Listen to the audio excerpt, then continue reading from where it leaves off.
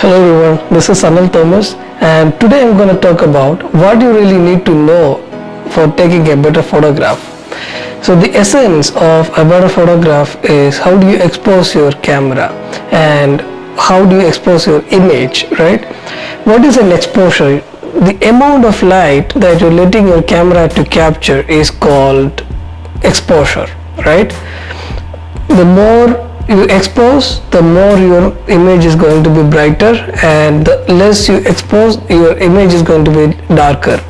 So there are basically three controls in your camera for adjusting this exposure, and you really need to know what these three controls do while taking the photograph.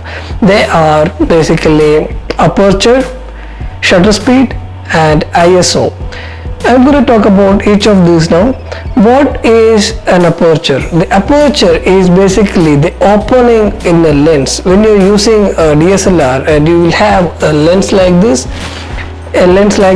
and the lens will have an opening here which allows to take the light inside, and if the opening is big, which means it can take more light, and if the opening is small, it can take only less light, right? So that opening is called aperture.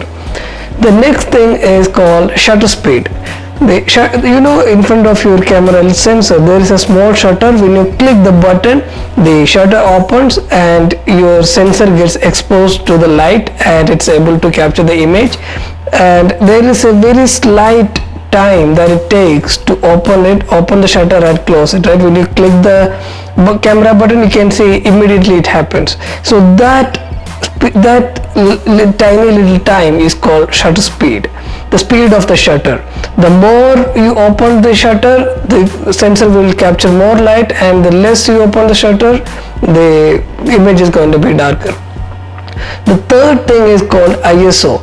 ISO is basically not mechanical, it's more related to its software and its internal, where the processor amplifies the light when there is very little amount of light in your camera sensor. For example, you're taking in a low light situation, and unless you bump up your ISO or increase your shutter speed, your image is going to be darker.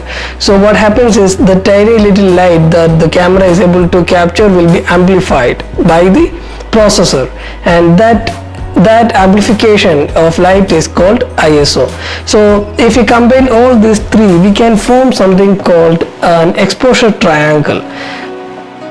I don't know whether you have heard about this terminology, where if you keep all these three aspects of three controls of exposure in a triangle format, you can see where your image is gonna be and how the image is going to be exposed.